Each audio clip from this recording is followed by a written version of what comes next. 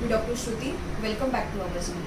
आज आपण गणेश चतुर्थी निमित्त गणपतीला वाहिल्या जाणाऱ्या काही गोष्टींची माहिती बघणार आहोत. या शृंखलेमध्ये शेवटपर्यंत सगळे व्हिडिओ तुम्ही बघण्यासाठी माझ्या चॅनलला जर का सबस्क्राईब केलं नसेल तर सगळ्यात पहिले सबस्क्राईब करा आणि घंटीचं बटन दाबायला विसरू नका. दरवेळेस चिकित्सा करत असताना किंवा औषधोपचार करत असताना महागडीच औषधं वापरली पाहिजेत असं काही नसतं.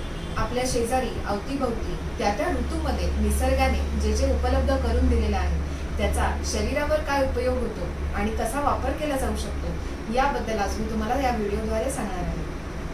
दुर्वा या दोन प्रकारच्या असतात. निळ्या दुर्वा आणि पांढऱ्या किंवा हिरव्या आपण त्यांना म्हणू शकतो. या मधुर आणि कटू रसाच्या असतात, थोड्याशा कडवट असतात पण शीतगुणाच्या असतात.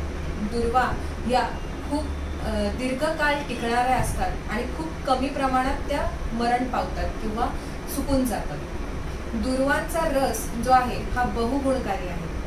सगळ्यात पहिल्यांदा आपण बघूया की जेव्हा नाकातून रक्त येत असतं किंवा कुठल्याही अवयवातून तुमचं रक्त येत असतं तेव्हा दुर्वाचा रस हा खडीसाखरेसोबत घेतल्यास नाकातून येणारं रक्त बंद होतो किंवा दुर्वाचा रस हा डायरेक्ट ड्रॉप्सद्वारे नाकात टाकल्यास सुद्धा नाकातून येणारं रक्त जे आहे ते बंद होतं. दुसरा उपयोग म्हणजे जेव्हा डोळ्यांची खूप आगाग होते, डोळे लाल होतात, अशा वेळेस दुर्वांचा रस जर का तुम्ही कॉटनने भिजवून त्याच्या पट्ट्या डोळ्यावरती ठेवल्या तर डोळ्यांची आग ही निश्चित कमी येते आणि उरलेला रस हा तुम्ही पोटातून देखील पिऊ शकता.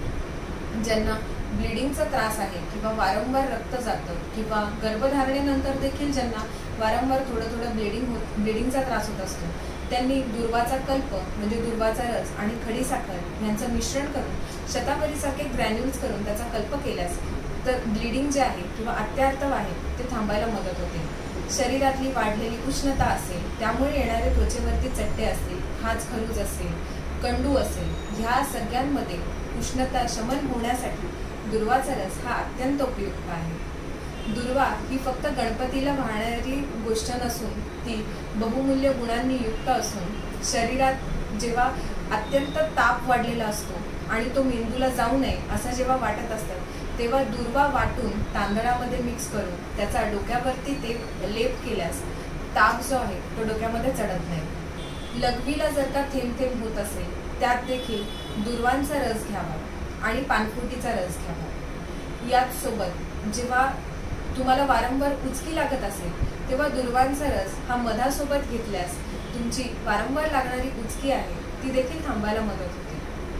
बाप्पाला वाहिल्या जाणाऱ्या अनेक गोष्टी ह्यांचे गुण जे आहे हे आपण शृंखलेत बघणार आहोत आणि ते बाप्पाला का वाहिले जातात याचं तुम्हाला आता नक्कीच बहुमोल मार्गदर्शन मिळालं असेल.